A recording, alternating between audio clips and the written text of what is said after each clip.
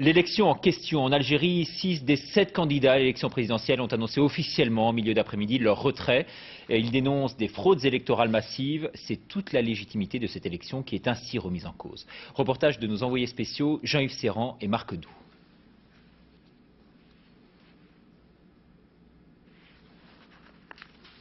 Alors visiblement un petit problème avec notre sujet que nous venons quasiment à l'instant de recevoir. Je pense qu'il est en machine. Nous allons faire un nouvel essai. Il y avait 7 candidats à la présidence de la République en Algérie. Il n'y en a plus qu'un.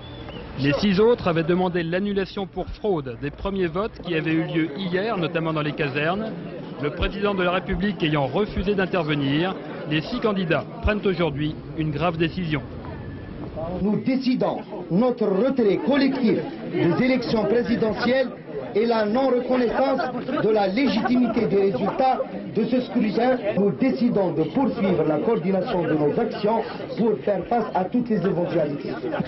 Car les ex-candidats appellent déjà les électeurs à descendre dans la rue. Nous appelons les citoyennes et les citoyens à organiser des marches pacifiques ce vendredi 16 avril 1999 à partir de 14h30. Les autorités algériennes réfutent toutes les accusations de fraude portées par les 6 candidats. Pour la première fois, nous avons même été admis aujourd'hui à filmer enfin un bureau de vote spécial. Ces bureaux où votent près de 700 000 militaires, policiers ou fonctionnaires des douanes, des envoyés des candidats peuvent y contrôler le bon déroulement du scrutin. Pour les autorités, il n'y a donc aucune raison d'annuler les élections de demain.